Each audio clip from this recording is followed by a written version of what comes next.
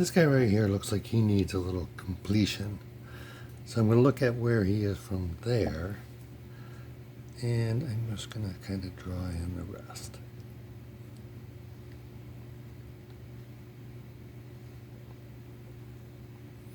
You never know. Going to even accentuate a little bit on here. This guy has a little bit of a dotted tail. So let's fill that in. There we go. A little bit on the rump.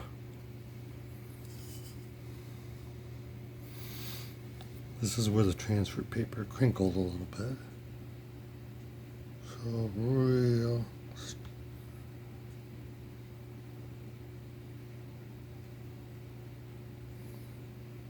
gently with the brush, very lightly. I'm just going to fill that in. Here's another place where it crinkled. So I'm just going to fill that in. This guy looks like he doesn't have any hair. Fill that in. This guy needs a little bit more of a face.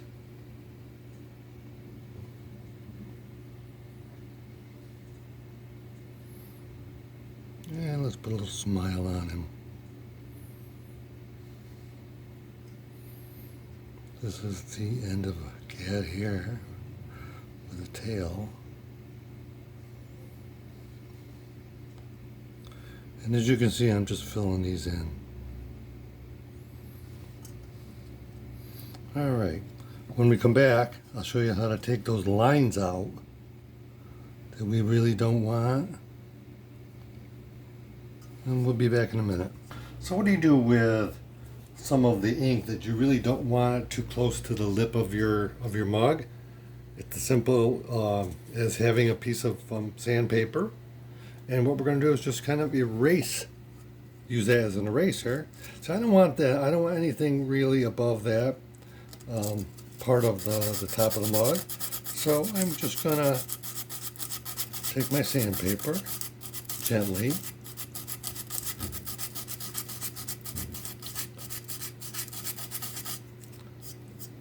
And as you can see, I'm erasing that ink, getting rid of that ink. I suppose some people would say, like, well, why don't you just take the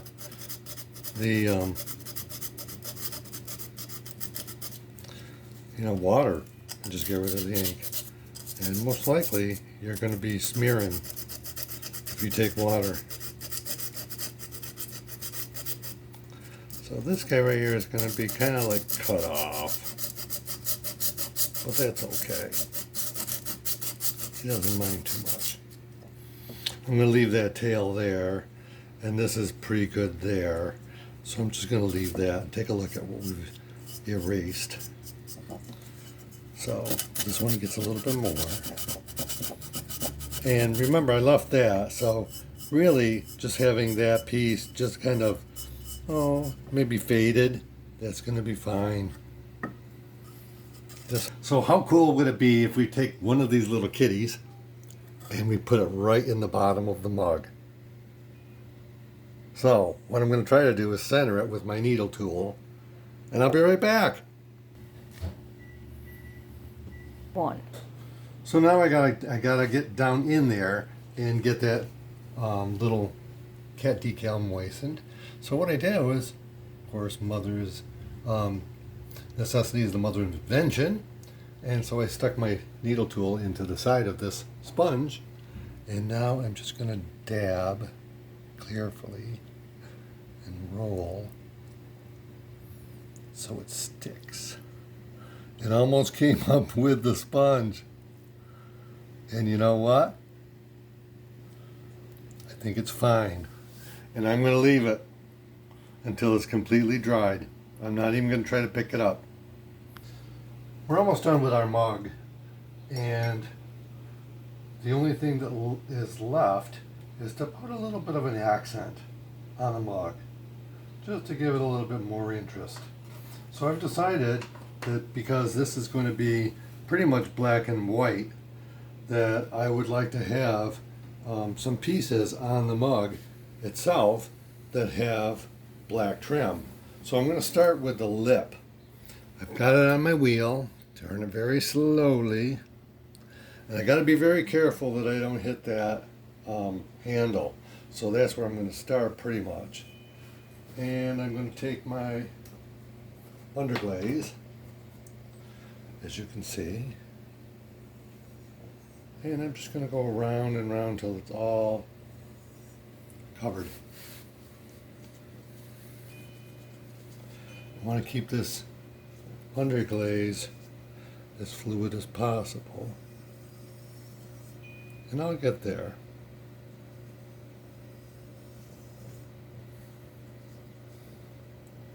So just take me a minute, we'll come right back. And we're back. I'm doing the accent pieces in black, as you can see. I've decided to do the rim on the top. And now I'm doing the foot on the bottom, just to give us a little bit of continuity, a little bit of interest. Just takes a little bit of time. It's not a big deal. Just think how fun it's going to be to have your morning coffee, especially if you're a cat person. You sit with your little kitty and you'll be having coffee in the morning. Okay, I'll come right back. One.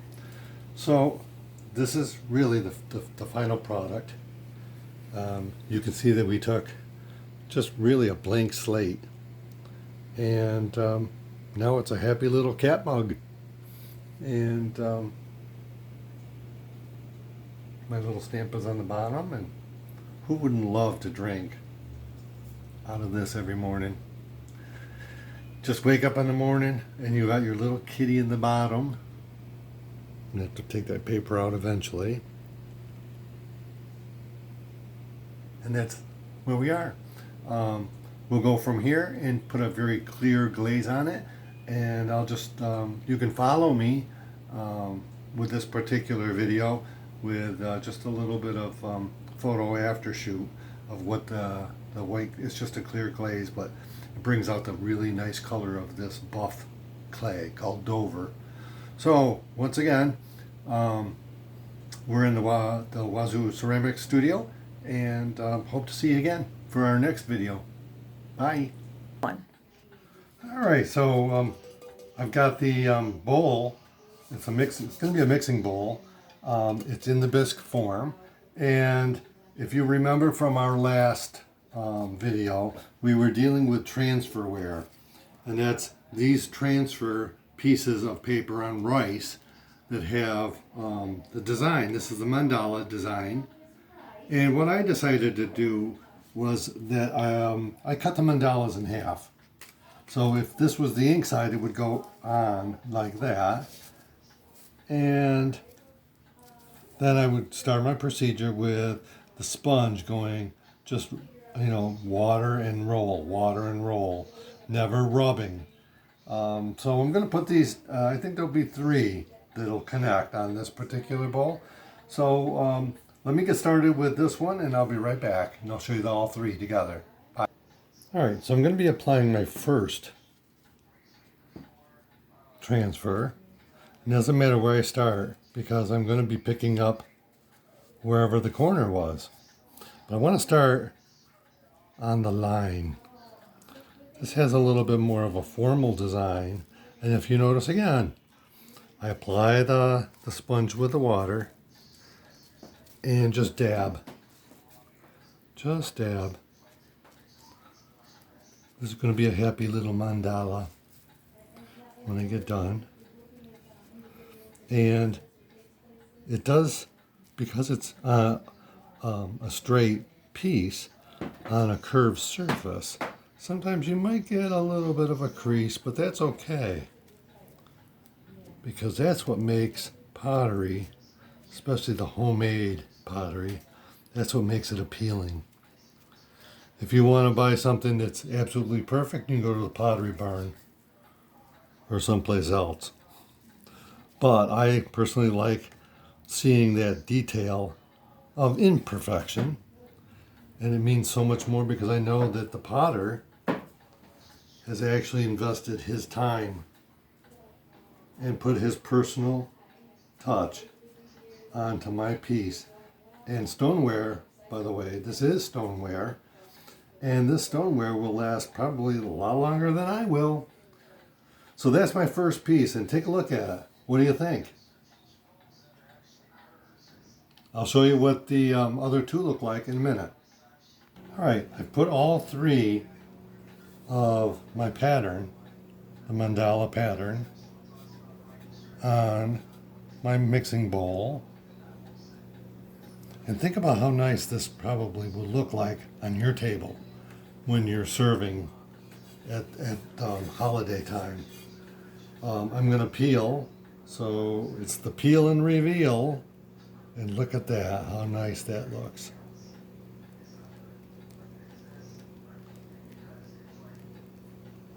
That's one.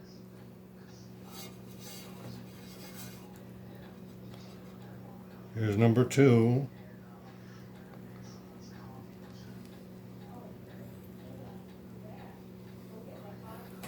And the last of my happy little mandala pattern.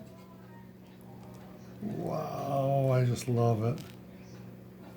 And I know you will too if you decide to do something similar. How elegant does that look? Take a look at that now. And that's before color.